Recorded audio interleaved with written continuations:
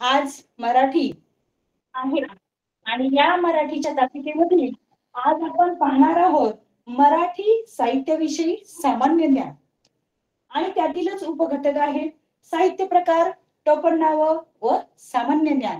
तर आपण पाहूया. अरे बापरे, चिंटू इकडे ये रे, भैया इकडे ये रे, दादा दीदी चला रे आपण नाश्ता करूया, खेळूया. अरे बापरे, अशी नावं तर आता आहेत, पण पूर्वीच्या काळी नावांना बालकवी, केशवसूत, केशवकुमार अशी विविध नावं ठेवली जात होती.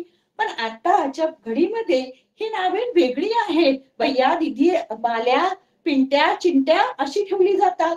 तर आता आपण पाहूया आपल्याच साहित्यिकांनी म्हणजे ज्यांनी आताही ग्रंथालयामध्ये आपल्याला ती साहित्य वापरता येतं, ग्रंथ पाहता येतात, ग्रंथ वाचता येतात आणि त्यांनी ज्या ज्या कविता केलेल्या आहेत, जे जे ग्रंथ लिहिलेले आहेत ते आजही आपल्या ग्रंथालयामध्ये, पुस्तकालयामध्ये आजही उपलब्ध आहेत. अशा काही साहित्यिकांची आणि त्यांच्या ग्रंथांची आज आपण पाठामध्ये ओळख करून घेऊया. आपला भाषेतील हा घटक आहे आपला चौथा घटक आणि या चौथ्या घटकाची माझ्याकडे सुनीता निकम यांच्याकडे तुम्हाला जेवढं स्पष्टीकरण करून सांगता येईल तेवढं मी माझ्या पद्धतीने सांगणार आहे. आणि काही बरं का बाळांनो, काही मी स्ट्रेक सांगणार आहे की नावं कशी लक्षात ठेवायची. तर आता पाहूया आपण प्रथमतः मराठी साहित्यिक, कवी व त्यांची टोपण नावे.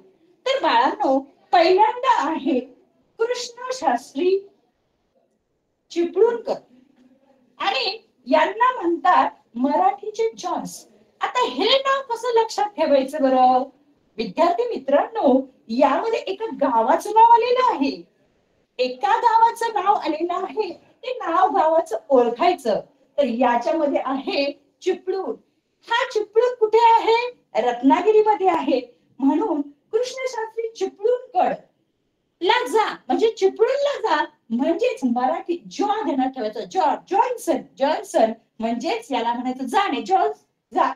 जाणे म्हणजेच मराठीतले जॉन्सन यांना म्हणतात कृष्णशास्त्री चिपळूणकर. आता बाळांनो आपण पाहूया दुसरा त्रिंबक बापूजी ठोंबरे. आता ठोंबरे ठोंबरे ठुमका बारीक लहान आणि बुटका. ठोंबरा म्हणजे बुटका आणि बुटक्यातला बारीक आणि बारीक बाळांना आपण असं म्हणतो बालक.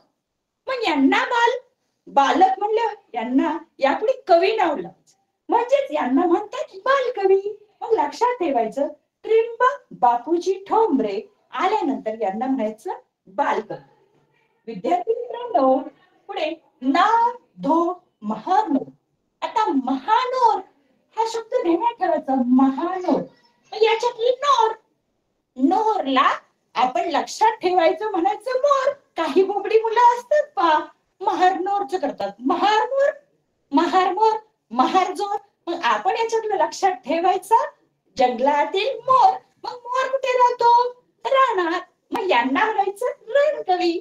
मग लक्षात राहिलं बाळांनो की नोर वरून लक्षात ठेवायचं मोर हा रानात राहतो आणि त्याला कवी शब्द जोडून द्यायचा. मग लक्षात ठेवायचं ना धो महारनोर म्हणजेच रानकवी. पुढे केशव सूत. केशव सूत यांचं नाव आहे कृष्णाजी केशव दामले. आता नावातच केशव आहे की त्यांच्या वडिलांचं नाव केशव आहे, त्याच्यामुळे आपल्या लक्षात आहे की कृष्णाजी केशव दामले यांचं नावामध्ये काय आलेलं आहे की केशव शब्द आला. आणि दामले दामले म्हणजे काय होतं? दामन. पूर्वीच्या काळी दामन म्हणजे असं असायचं पहा. आणि याला म्हणायचं सूत. याला काय म्हणायचं? सूत. सूत म्हणजे काय असतो? धागा दोरा. मग याला म्हणायचं केशव सूत. म्हणजे लक्षात आलंय मधल्या नावावरून की आपल्याला पुढचे नाव सुद्धा लक्षात राहण्यासाठी केशव सूत लक्षात ठेवायचं. केशव सूत म्हणजेच कृष्णाजी केशव दामले आणि यांनाच आधुनिक मराठी काव्याचे जनक म्हणतात. म्हणजे जेवढे काव्य आहेत या काव्यामधील यांना मराठी आधुनिक काव्याचे यांना काय म्हणतात? जनक म्हणतात केशवसुतांना. तर पहा दादोबा पांडुरंग खरतडकर. आता दादोबा पांडुरंग खडकरकर यांच्यासाठी लक्षात ठेवण्यासाठी पहिला आहे, मधला आहे पा, वडिलांचं नाव त्यांचे पांडुरंग, पांडुरंग विठ्ठलाचं नाव आहे आणि ते आपल्या महाराष्ट्रामध्ये आहे. आणि मग पांडुरंगाला ते सुरुवातीचं नाव आहे पा. आणि मग लक्षात ठेवायचं पुढचा पा म्हणजेच मराठी भाषेचे पाणी. लक्षात ठेवायचं मराठी भाषेचे पाणी. वि वा शिरवाडकर हे तर सर्वांना प्रसिद्ध आणि लक्षात असलेले आपल्या 6वी 7वी 8वी या पुस्तकामध्ये यांचे धडे आहेत, कविता आहेत. आणि हे कुसुमाग्रज की यांचे खूप असे आपण सगळ्यांची पुस्तकामध्ये पाहतो. 6वी 7वी 8वी पहिलीपासून आपण 8वी पर्यंत शिकलेलो असतो की कविता आहेत, पाठ आहेत. आणि या पंक्तीवरून आपण यांना देवा शिरवाडकरांच्या खूप अशा छान काही आपल्या अभ्यासासाठी आहेत, अभ्यासण्यासाठी, म्हणून यांना म्हणायचं कुसुमाग्रज. आता कुसुमाग्रज कुसुमाग्रज आणि त्यानंतर प्रल्हाद केशव अत्रे. आता पूर्वी पहा बर का, दोन्ही याच्यामध्ये गफलत करायची नाही की प्रल्हाद केशव अत्रे आणि आपण आता पाहिलेलं आहे बा की यांनाच आपण केशवसूत, यांच्या वडिलांचं नाव सुद्धा केशव आहे, कृष्णाची केशव दामले. आणि प्रल्हाद केशव आहे यांच्याही वडिलांचं नाव केशव आहे. पण एक लक्षात ठेवायचं की इथं द म्हणजे दामन सूत आलेला आहे आणि इथे आत्रे आलेला आहे. म्हणून इथे प्रल्हाद केशव आत्रे, केशव कुमार नावाने, केशव सूत म्हणजे केशव दामले आणि केशव आत्रे म्हणजे केशव कुमार. हे लक्षात ठेवायचं. विष्णू शास्त्री चिपळूणकर पुढील आहे विष्णू शास्त्री चिपळूणकर. आता आपण मगाशी लक्षात ठेवलेलं आहे विष्णू शास्त्री चिपळूणकर म्हणजेच काय द्यायचंय आपल्याला, गावाला पाहिजे याच्यामध्ये गाव कोणाचं आलेलं, गाव काय आलेलं आहे तर त्यांना ठेवायचं चिपळूणकर. म्हणून याच्यात आणि त्याच्यामध्ये गफलत करायची नाही. कृष्ण शास्त्री चिपळूणकर वेगळे आणि विष्णू शास्त्री चिपळूणकर वेगळे. पण एक ध्यानात ठेवायचं की यांना मराठीचे जॉन्स म्हणतात आणि विष्णू शास्त्री चिपळूण आणि हे मराठी भाषेचे शिवाजी आहे. विष्णू म्हणजे सर्वात देवता प्रथम असलेले विष्णू आणि त्या विष्णूंचाच आपल्या महाराष्ट्रामध्ये ज्यांना मानलं जातं ते म्हणजे शिवाजी, छत्रपती शिवाजी महाराज. म्हणून लक्षात ठेवायचं विष्णू शास्त्री चिपळूणकर म्हणजे आद्य आपल्या महाराष्ट्रातले असलेले प्रथम मराठी भाषेचे छत्रपती शिवाजी महाराज. लक्षात ठेवायचं. दिनकर गंगाधर केळकर.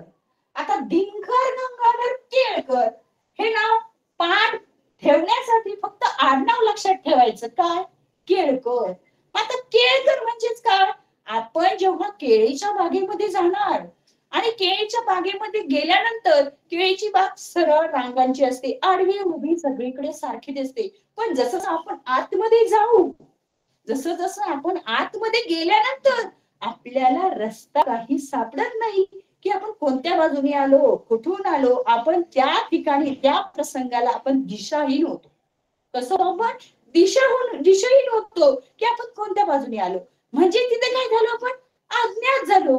आपल्याला कुठल्याही गोष्टीचं काय होत नाही, ज्ञात होत नाही.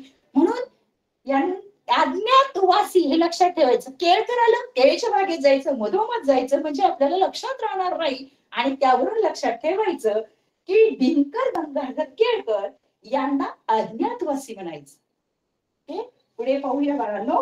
माणिक शंकर गोडघाटे. आता आडनावत आहे गोडघाटे. द्राक्ष कसे असतात बाळांनो, सगळ्यात गोड गोड आणि तेही उन्हाळ्यात येतात आणि ते गोड येतात. आणि इंग्रजीमध्ये त्यांना काय म्हणतात, ग्रेप्स. इंग्रजीत त्यांना काय म्हणतात, ग्रेप्स. म्हणून लक्षात ठेवायचं की गोड घाटेंना ग्रेप्स म्हणतात. पुढे आत्माराम रावजी देशपांडे. आत्माराम रावजी देशपांडे. सुरुवातीला आत्मारामला पाहायचा आणि लिहायचं पुढे अली. म्हणजे लक्षात राहिलं बाळांनो की मराठी साहित्यिक यांची आपण काही माहिती पाहिलेली आहोत आणि याच्यातील शॉर्ट काही कसं लक्षात ठेवायचं हे आपण काही घटक पाहिलेले आहे. मी एकदम थोडक्यात आणि परत लक्षात राहतील याच्यासाठी पुन्हा एकदा शॉर्टकट आणि फास्ट मध्ये घेते. विष्णू शास्त्री चिपळूणकर यांना मराठी जॉन्सन्स म्हणतात. गावाकडे जायचं चिपळूणच्या आणि म्हणजे गावा चिपळूणला जाणे म्हणजे जॉन्सन, म्हणजेच मराठीचे जॉन्सन. त्रिंबक बापूजी ठोंबरे म्हणजे ठोंबरा म्हणजे बालक आणि बालकांना बालकवी म्हणायचं. नाद महारनोर, नोर म्हणजे मोर आणि मोर हा रानात राहतो म्हणून यांना म्हणायचं रानकवी. केशवसूत कृष्णाचे केशव दामले यांना आधुनिक मराठी काव्याचे जनक म्हणतात आणि केशव दामले म्हणजे सूत आणि यांना म्हणायचं केशवसूत.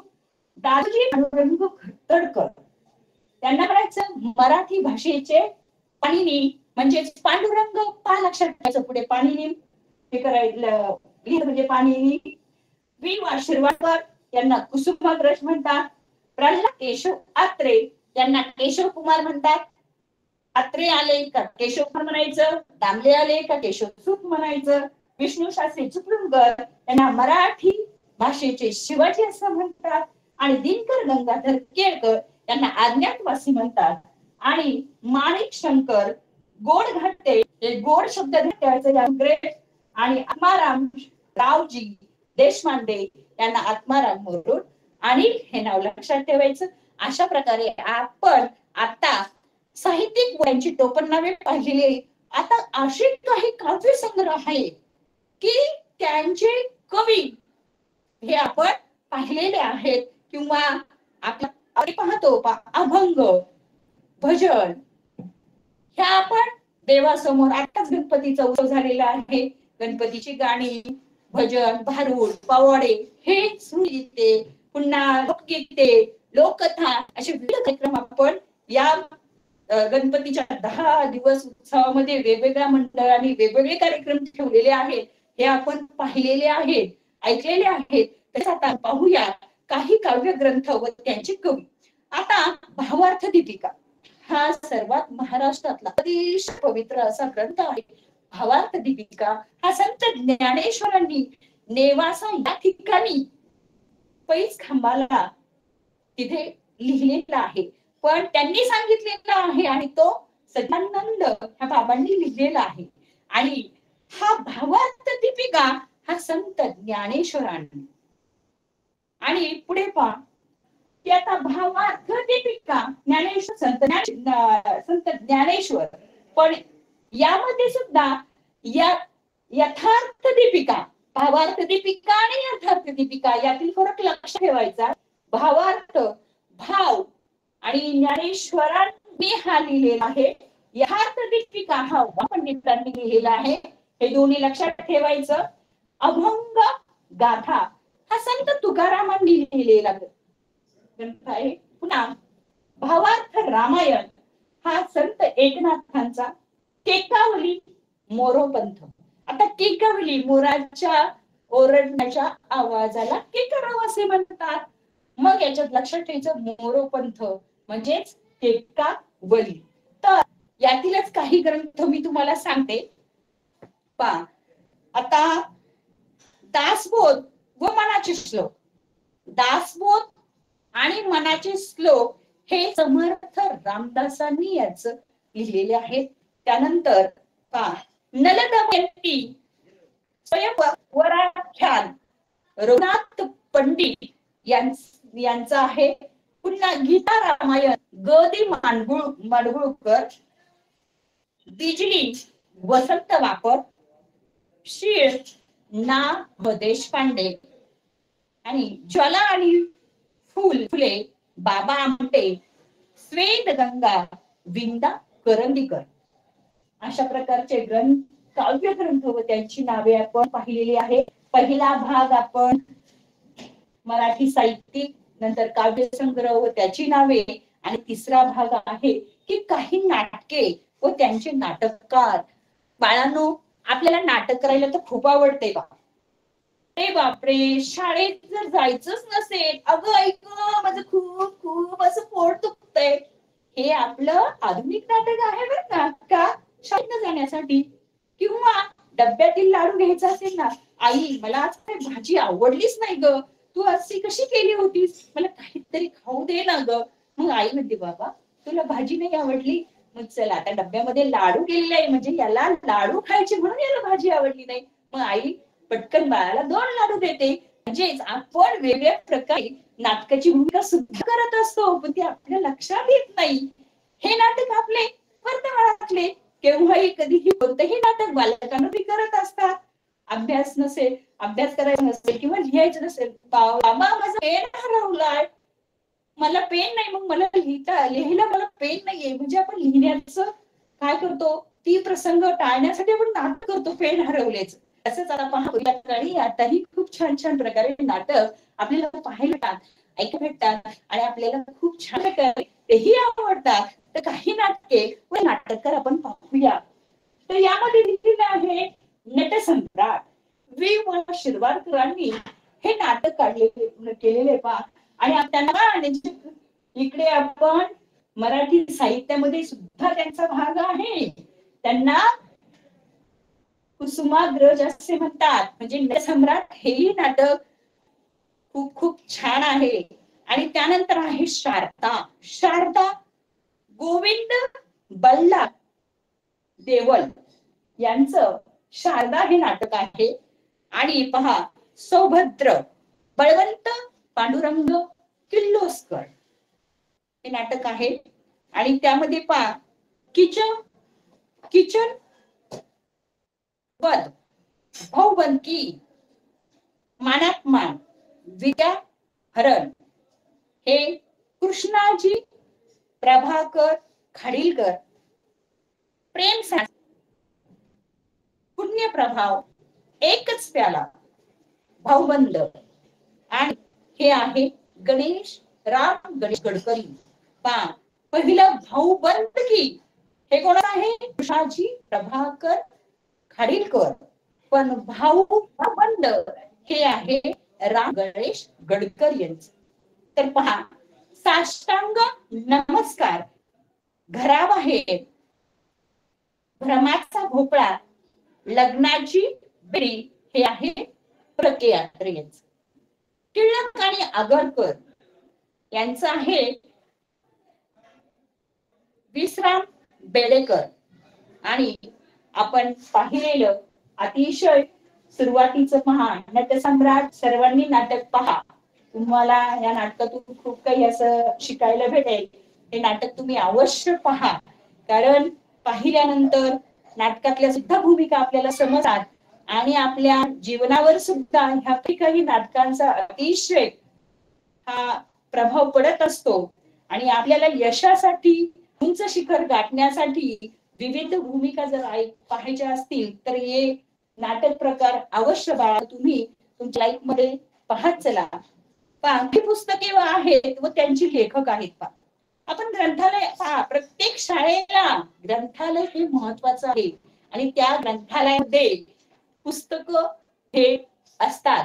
पण आपण ते काय करायला पाहिजे, आठवड्यातून पुस्तक लिहून गेलो पाहिजे.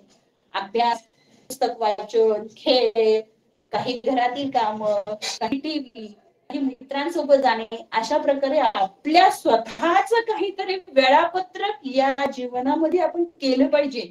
सकाळी उठल्यापासून किती वाजता नाश्ता, जेवण वगैरे त्याच्यामध्ये लवचिकता ठेवायची, पण अभ्यासाला किती द्यायचा हे आपण याचं स्वतः नियोजन करायचं. मम्मी पप्पा शिक्षक यांनी कुठे नियोजन करण्यापेक्षा आपण आपल्याला यशाचं शिखर गाठायचं असेल तर आपलं स्वतः नियोजन आपण केलं पाहिजे. म्हणून मी सगळ्यांना सांगत असते, तूच आहे तुझ्या जीवनाचा शिल्पकार. जर आपण आपल्या वेळेचा सदुपयोग करून घेतला तर आपण यशाच्या शिखरावर नक्की म्हणजे नक्की पोहोचणार. तर पहा काही पुस्तके आहेत आणि अवश्य विद्यार्थ्यांनी ही पुस्तकं वाचलीच पाहिजे.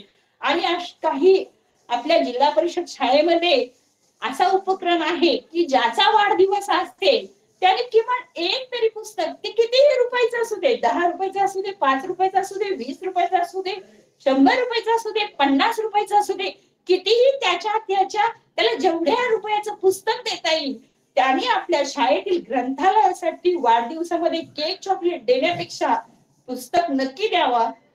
सर्वांना वाढदिवसाला पुस्तक देण्यासाठी माझ्याकडून सुनीता निकम व आमच्या परिवाराकडून खूप खूप शुभेच्छा आणि हा प्रकल्प तुम्ही उपक्रम करावा आणि करणारही आहेत. कारण माझी ही बालचिमुकले खूप खूप हुशार आहेत, आता 8वीची आणि 5वीची. तर पाहूया काही पुस्तके आणि त्यांची लेखक पहा. आता रामायण पूर्वीच्या काळी टीव्हीवर लागत होतं आणि त्या रामायण पाहण्यासाठी अख्खं गाव ग्रामपंचायतीच्या टीव्ही जवळ येत होतं.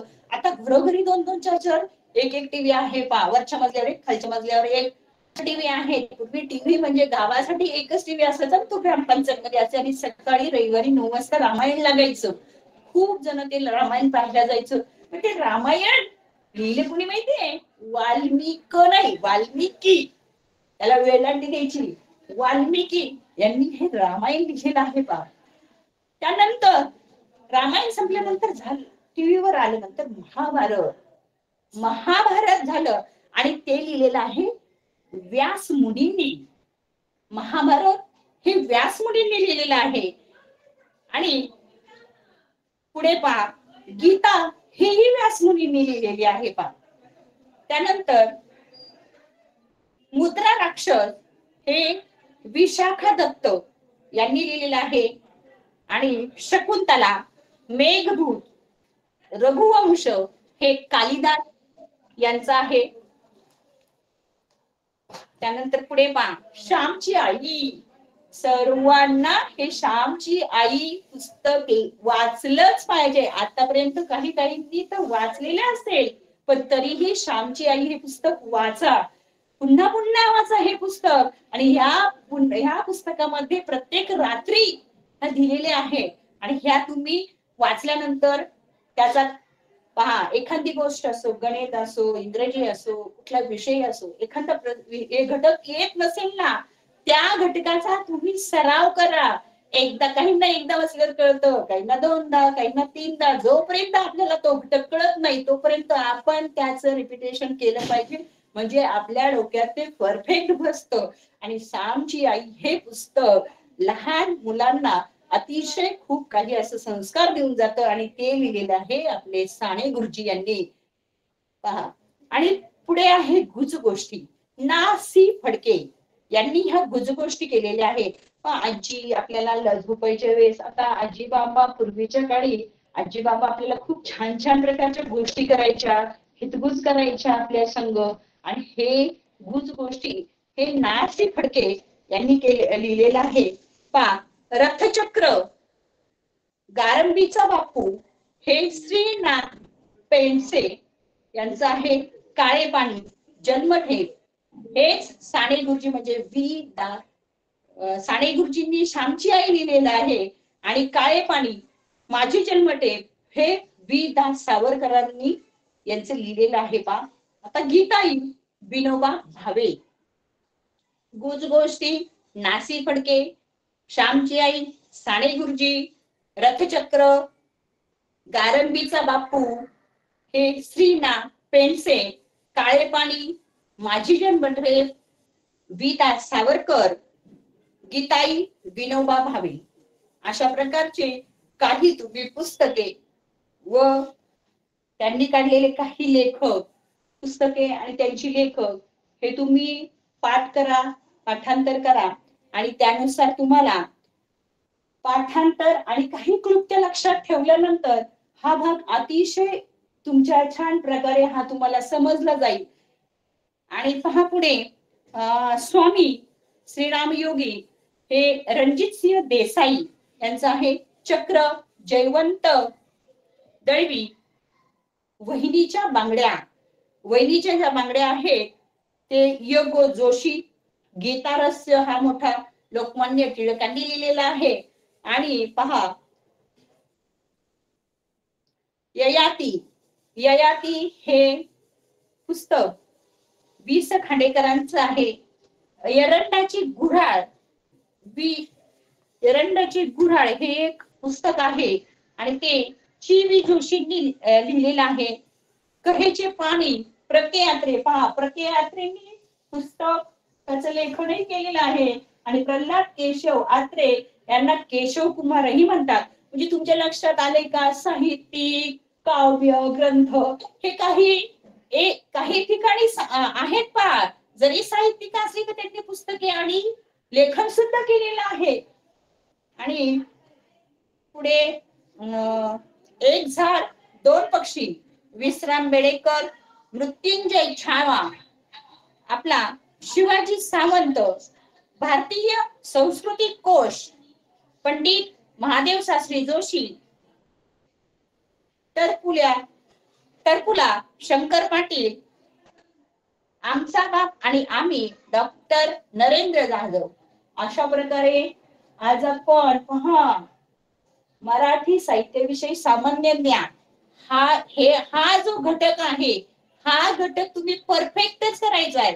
इयत्ता 8वीच्या मुलांनी शिष्यवृत्ती परीक्षेमध्ये यश मिळवण्यासाठी पाठांतर आणि त्याचबरोबर क्लुप्त्या लक्षात ठेवल्यानंतर विविध स्पर्धा परीक्षेसाठी कोणते एमपीएस, यूपीएस, तलाठी, ग्रामसेवक अशा विविध स्पर्धांमध्ये तुम्हाला या पुस्तकाचा, या 8वीच्या शिष्यवृत्तीच्या अभ्यासक्रमाचा खूप असा फायदा आहे. त्यामुळे तुम्ही आताच अभ्यास करताना इतका परफेक्ट करायचा की तो चिरंतकाल टिकेल. अशा प्रकारे तुम्ही काय करायचंय, तो अभ्यास करायचाय. तर आता आपण घटक उपघटकामध्ये साहित्य प्रकार, टोपणनावे व सामान्य ज्ञान आता आपण पाहिलेलं आहे. याच घटकावर तुम्हाला मी काही तुमची एक प्रश्नपेढी तयार केलेली आहे आणि ती प्रश्नपेढी आपण स्क्रीनवर घेणार आहोत. मी काही प्रश्न तुम्हाला वाचून दाखवणार. तुम्ही त्याचा विचार करायचा आणि तुम्हीच उत्तर तिथे शोधून ठेवायची तुमच्या वहीमध्ये. तुम्ही तो लिहा किंवा नंबर टाकायचा, 1 नंबर किती उत्तर आहे, 2 नंबर किती उत्तर आहे.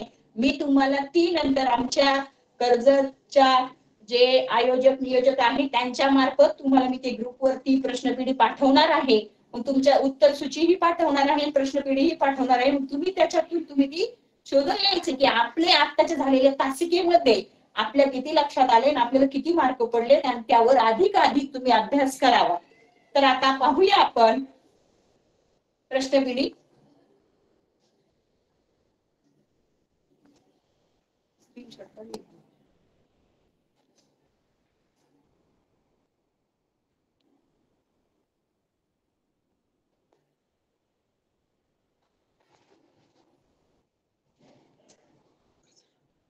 चला, पहिले आपला घटक आहे 4, मराठी साहित्याविषयी सामान्य ज्ञान. साहित्य प्रकार व सामान्य ज्ञान. तर पहा, योग्य उत्तराच्या पर्याय क्रमांकाचे उत्तर सांगा. 1, मराठी नवकाव्याचे प्रणेते कोणास म्हटले जाते? हा इयत्ता 8वीच्या शिष्यवृत्तीमध्ये 2020 या साली आलेला प्रश्न आहे. 1, आ.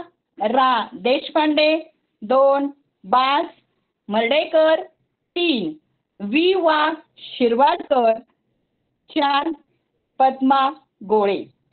तर तुम्ही बाळांनो याचं उत्तर तुमच्या वहीमध्ये नोट करून ठेवा आणि मीही ते उत्तर तुम्हाला सांगणार आहे. आता तुमच्या लगेच लक्षात आलं पाहिजे की हे कोणतं याचं उत्तर असेल.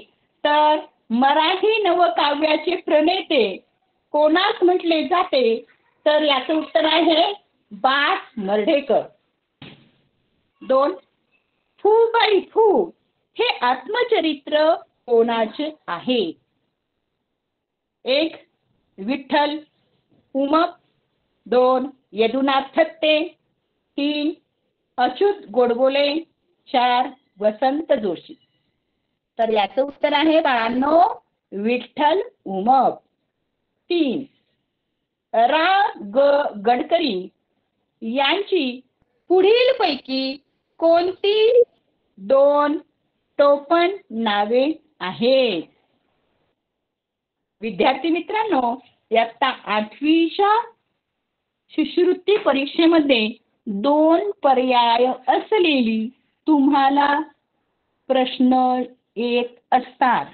काही विद्यार्थी आतापर्यंत माझ्या निदर्शनात आलेली आहेत की काही विद्यार्थी प्रश्न वाचूनही एकालाच गोल करतात.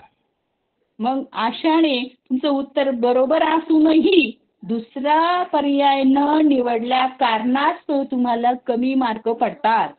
म्हणून प्रश्नांचा अर्थ आधी समजून घ्यायचा, प्रश्न कशा प्रकारे विचारलेला आहे तोही तुम्ही आधी लक्षात घ्यायचा आणि त्यानंतरही त्याचं उत्तर तुम्ही सोडवायचंय. 20 किंवा 30 सेकंदामध्ये एकच प्रश्न तुम्हाला एका प्रश्नाला तुम्ही 10, 20 किंवा 30 सेकंद एवढा देऊ शकता. यापेक्षा जास्त वेळ घेऊ नये. गणितासाठी तुम्हाला हा वेळ तुम्हाला लागतो गणित सोडवण्यासाठी. म्हणून मराठीमध्ये 10 सेकंद, 20 सेकंद किंवा 30 सेकंदापर्यंतच हा प्रश्न तुम्ही मराठीचे सोडवायचे. त्यासाठी तुम्हाला मराठी परफेक्ट असा अभ्यास करावाच लागेल. आपण तिसरा प्रश्न पाहिलेला आहे की यांची 2 टोपण नावे आपल्याला माहित पाहिजे. पहा, प्रथम केशव कुमार, 2 कुसुमाग्रज, 3 बळकराम आणि 4 गोविंदाग्रज. तर याचं उत्तर आहे बळकराम व गोविंदाग्रज. आता आपल्याला माहिती आहे केशव कुमार कोणाला म्हणतात? प्रल्हाद केशव अत्रेंना केशव कुमार म्हणतात. आणि कुसुमाग्रज हे आपल्याला माहिती आहे ना, विवा शिरवाडकरांना म्हणतात. तर म्हणजे आग गडकरींना राहिलेली 2 नावे बळकराम आणि गोविंदाग्रज. तर पुढे पहा, पुढीलपैकी आचार्य अत्रे यांनी लिहिलेली 2 नाटके कोणती? तर आता तुम्हाला नाटक सांगायचंय. आचार्य अत्रे यांनी 2 नाटकं लिहिलेली आहेत. तर पाहूया आपण, पर्याय क्रमांकाकडे वळूया. बुवा तेथे बाया, 2 उद्याचा संसार, 3 रेशीम गाठी आणि 4 मोरूची मावशी. तर आता आचार्य अत्रे यांनी लिहिलेलं 1 नंबरचा पर्याय बुवा तेथे बाया आणि 4 नंबरचा पर्याय मोरूची मावशी. पुढील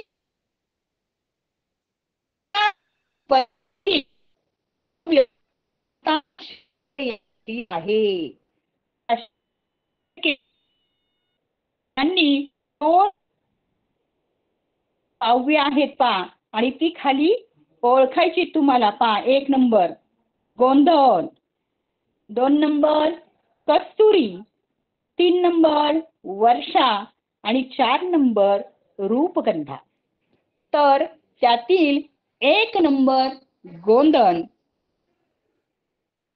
आणि 3 नंबर वर्षा हे 2 काव्य आहेत की जे शांता शेळके यांची आहेत. पर्याय प्रश्न 7वा, मोरपिसे हा कथा संग्रह कोणी लिहिला? तर मोरपिसे हा कथा संग्रह आपल्याला शोधायचा आहे. याच्यामध्ये 2 पर्याय नाहीत.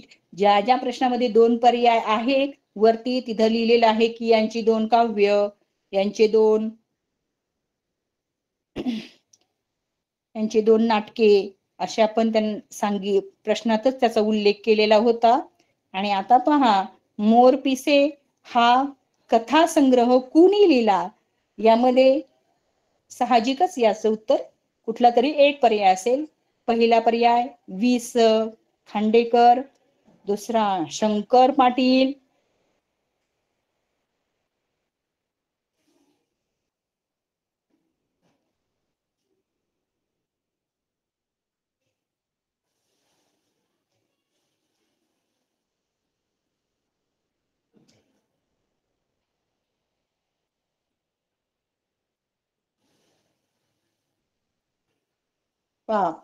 आता आपण 7 प्रश्न घेतलेले आहेत आणि या प्रश्नामध्ये आपण त्याचे पर्याय आणि त्याचे उत्तर हेही आपण पाहिलेली आहेत. तर पहा, तिसरा पर्याय आहे आनंद काणेकर आणि चौथा पर्याय आहे प्र के आत्रे. म्हणजेच मोरपिसे हा कथा संग्रह पर्याय क्रमांक 3 आनंद काणेकर यांचा आहे. 4 नंबर अरविंद विष्णू गोखले यांचा पुढील पैकी कोणता कथा संग्रह आहे? तर 1 निखारा, 2 फरारी, 3 सकवा आणि 4 कमळ. पहा, तर या आज जो आहे अरविंद विष्णू गोखले यांनी 4 नंबरचा कथा संग्रह लिहिलेला आहे कमळ 9. पहा, 9 रानचिमणी ही कादंबरी कोणी लिहिली? आता रानचिमणी ही कादंबरी लिहिणारे कोण आहेत ते 4 पर्यायापैकी आपल्याला शोधायचे आहे. त्यामधला पहिला पर्याय आहे अनंत काणेकर, दुसरा प्राध्यापक व बोधे, 3 दया पवार आणि 4 वा शिरवाडकर. तर रानचिमणी ही कादंबरी प्राध्यापक बोधे म्हणजे पर्याय क्रमांक 2 याचं उत्तर आहे. 10 नंबरचा प्रश्न पहा, मी कसा झालो हे नाटक कोणी लिहिले? पहा किती छान आहे, मी कसा झालो. तर याचे पर्याय आहे पहा, 1 नंबर आचार्य अत्रे, 2 पु ल देशपांडे, 3 वी.स. खांडेकर आणि 4 विजय तेंडुलकर. तर याचा पर्याय आहे आचार्य अत्रे. 10 नंबरचा प्रश्न, डॉक्टर नरेंद्र दामोदर जाधव यांचे आत्मकथन कोणते? पर्याय क्रमांक 1 आमचा बाप अन आम्ही, 2 कऱ्हेचे पाणी, 3 इटली ऑर्किड आणि मी आणि 4 रान पालखी. तर याचा पर्याय क्रमांक आहे 1 आमचा बाप आणि आम्ही. प्रश्न 12वा, गोविंदाग्रज या टोपण नावाने कोणास ओळखले जाते? तर आपण पाहिलेले पहा मगाशीच हा आपल्या अभ्यासातला घटक आहे. तर पहा, 1 नंबर प्राध्यापक राम शेवाणकर, 2 रा गडकरी, 3 प्र के आत्रे आणि 4 सी म साठे. तर गोविंदाग्रज हे टोपण नाव रा गडकरी म्हणजेच पर्याय क्रमांक 2 हे त्याचं उत्तर आहे. 13 मुद्दे आणि गुद्दे. पहा पुस्तक, हे पुस्तक कोणी लिहिले? मुद्दे आणि गुद्दे. तर पहा पर्याय क्रमांक 1 पु ल देशपांडे, 2 दादा धर्माधिकारी, 3 अनंत काणेकर, 4 प्र के आत्रे. तर मुद्दे आणि गुद्दे हे पुस्तक पर्याय क्रमांक 4 प्र के आत्रे यांचा आहे. केकावली हा काव्य ग्रंथ कोणी लिहिला? तर केकावली हा काव्य ग्रंथ पर्याय क्रमांक 1 वामन पंडित, 2 मोरोपंत, 3 वसंत बापट आणि 4 रघुनाथ पंडित. याचं पर्याय क्रमांक आहे मोरोपंत.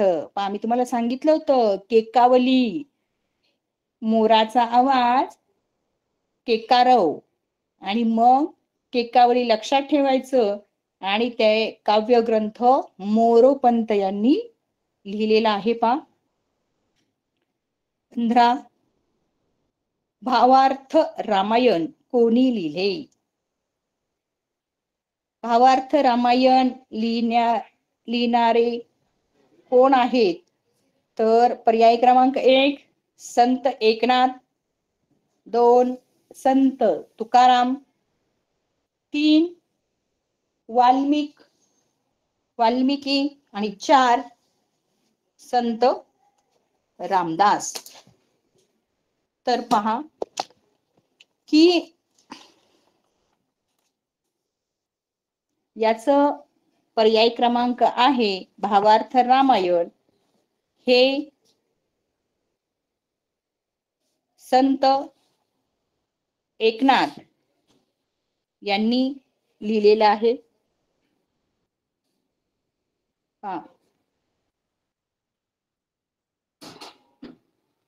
पुढे प्रश्न 16वा. मराठी भाषेतील पहिले नियतकालिक कोणते? मराठी भाषेमध्ये जे नियतकालिक आहे ते कोणतं आहे पहा. पहिलं पर्याय क्रमांक 1 सकाळ, पर्याय क्रमांक 2 मराठा, पर्याय क्रमांक 3 दर्पण आणि पर्याय क्रमांक 4 केसरी. तर या प्रश्नाचं उत्तर आहे दर्पण. मराठी भाषेतील पहिले नियतकालीन दर्पण हे आहे. प्रश्न क्रमांक 17 सिंधुताई सपकाळ यांच्या आत्मचरित्राचे नाव काय?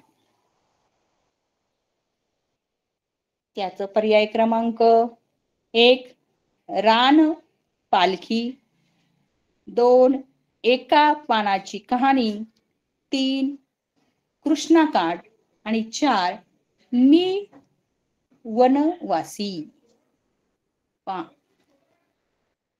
की सिंधुताई सपकाळ यांचे आत्मचरित्राचं नाव आहे मी वनवासी. पर्याय क्रमांक 4 मी वनवासी. तर प्रश्न 18वा काळ्या मातीत मातीत तिफन चालते. काळ्या मातीत मातीत तिफन चालते हे गीत कोणी लिहिले? 1 विठ्ठल वाघ, 2 संत बहिणाबाई, 3 शांता शेळके आणि 4 केशवसूत. तर काळ्या मातीत मातीत तिफन चालते हे पर्याय क्रमांक 1 विठ्ठल वाघ यांनी हे गीत लिहिलेले आहे. प्रश्न 19 आमची माती आमचे आकाश हे प्रवास वर्णन कोणी लिहिले?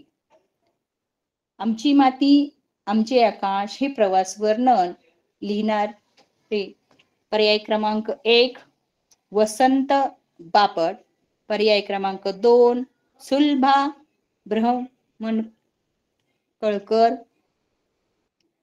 3 ना घ देशपांडे आणि 4 अनंत काणेकर.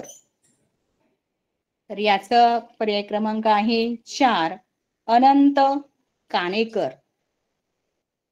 प्रश्न क्रमांक 20 बहु असो सुंदर संपन्न की महा हे गीत कोणी लिहिले?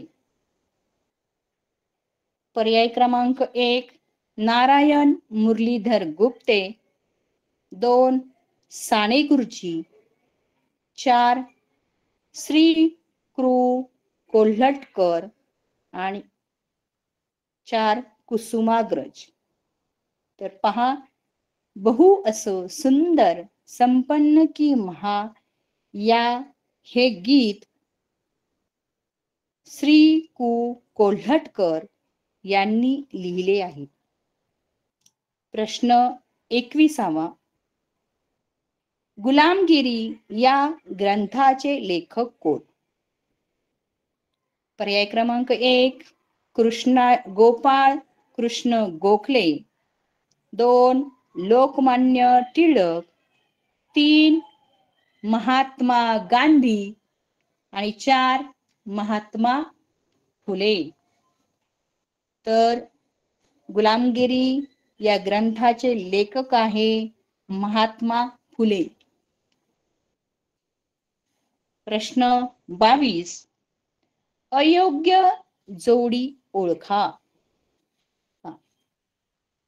पर्याय 1 बालकवी त्रिंबक बापूजी ठोंबरे.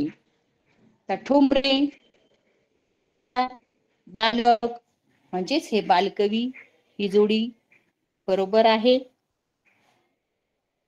पुढे 2 केशव कुमार म्हणजेच केशव कृष्णाजी केशव दामले. म्हणजे पहा, कुमार आणि दामले म्हणल्यावर सूत यायला पाहिजे. केशव सूत आणि केशव कुमार म्हणजेच ही जोडी कशी आहे?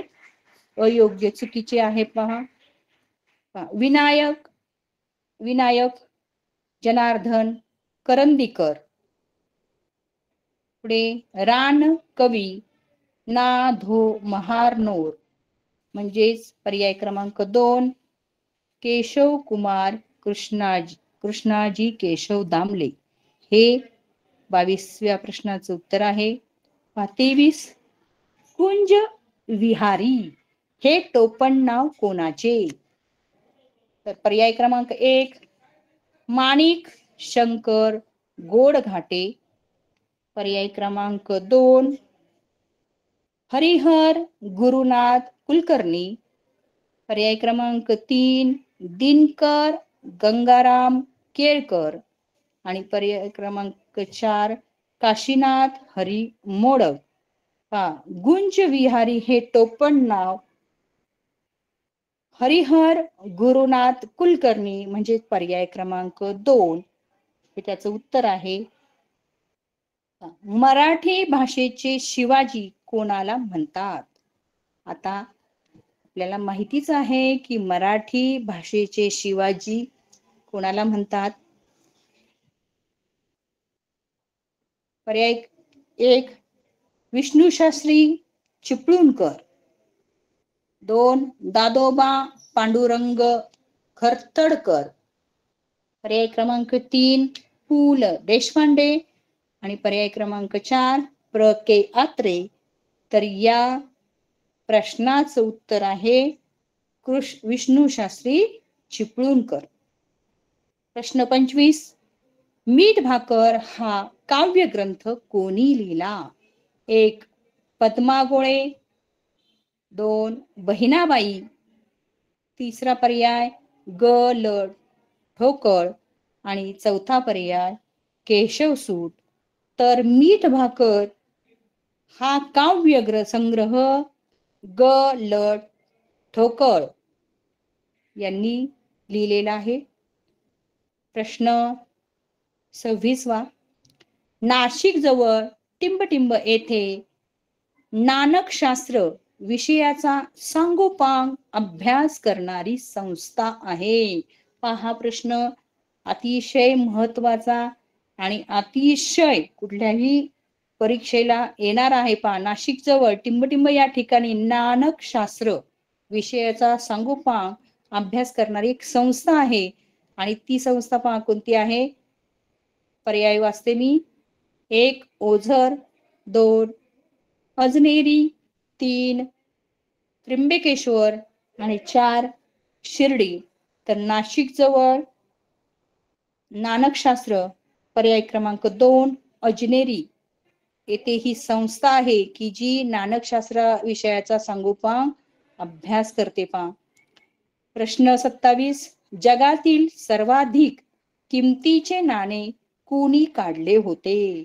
सर्वात जास्त ज्याची किंमत आहे असे नाणे कोणी काढलेले आहे? पर्याय क्रमांक 1 जहांगीर बादशाह, 2 औरंगजेब, 3 अकबर आणि 4 हुमायून. तर याचं पर्याय क्रमांक 1 उत्तर आहे जहांगीर बादशाह. प्रश्न 28. गोमंतक हे महाकाव्य कोणी लिहिले? पर्याय क्रमांक 1 महात्मा फुले, 2 लोकमान्य टिळक, 3 स्वातंत्र्यवीर सावरकर आणि 4 नेताजी सुभाषचंद्र बोस. तर गोमंतक हे महाकाव्य स्वातंत्र्यवीर सावरकर यांनी लिहिलेले आहे. पुढचा 29वा प्रश्न. श्यामची आई हा चित्रपट कोणी काढला?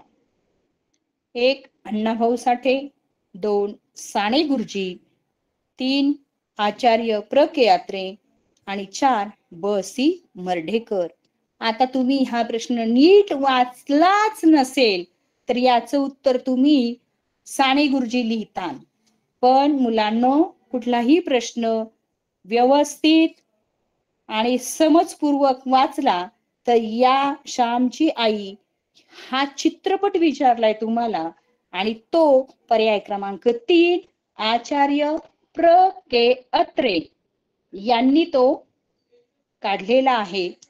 आणि पहा आपला शेवटचा प्रश्न 30. ते मी नव्हेच, मी ती गोष्ट केलीच नाही. आपण कधीच आपली केलेली गोष्ट चांगली असेल तर हो म्हणतो, पण त्यातून जर काही निष्पन्न होणार नाही तर आपण काय म्हणतो? ते मी नव्हतोच किंवा तो ते मी नव्हेच. हे लोकप्रिय नाटक कोणी लिहिले?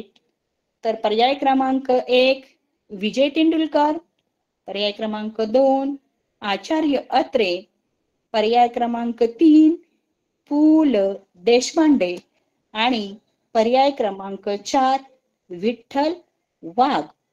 तर हे नाटक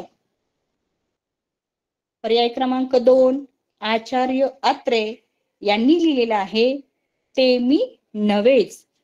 तर ही जी आपल्याला काही निवडक अशी प्रश्नपेढी तुमच्या समोर आपण स्क्रीनवर पाहिली पा, तर याची उत्तरही काही क्षणभर तुम्हाला वाचता वाचता विचार करून तुम्हीही त्याची उत्तरे काढली आहेत आणि मीही ती उत्तरे प्रश्नाबरोबर उत्तरेही सांगितलेली आहे.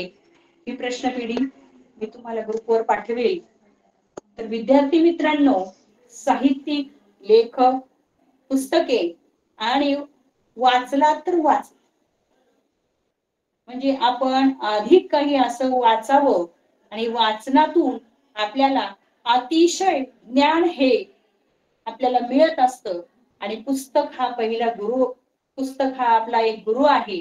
आणि जर आपले मित्र आपल्या संग असो किंवा नसो, पण आपले पुस्तक नेहमी आपल्या सोबत असतं आणि प्रत्येक पुस्तक हे आपल्याला काही का होईना जीवनाची घडी बसवण्यासाठी काही आपल्याला मदत करत असतं, आपल्या ज्ञानात भर घालत असतं. अशा प्रकारे विद्यार्थी मित्रांनो, इयत्ता 8वी शिष्यवृत्ती मधील घटक 4 त्यातील आपण पाहिलेला आहे मराठी साहित्याविषयी सामान्य ज्ञान आणि उपघटक आहे साहित्य प्रकार, टोपण नावं व सामान्य ज्ञान. तर विद्यार्थी मित्रांनो, खूप खूप अभ्यास करा आणि परीक्षेसाठी आम्हा सर्व अधिकारी, पदाधिकारी आणि आम्हा सर्व शिक्षकांकडून, पालकांकडून, शिक्षकांकडून तुम्हाला इयत्ता 8वीच्या शिष्यवृत्ती पेपरसाठी, परीक्षेसाठी आणि तुमच्या भावी आयुष्यासाठी खूप खूप शुभेच्छा. धन्यवाद. सुनीता निकम, जिल्हा परिषद प्राथमिक शाळा बाबुळगाव खालसा. नमस्कार. धन्यवाद.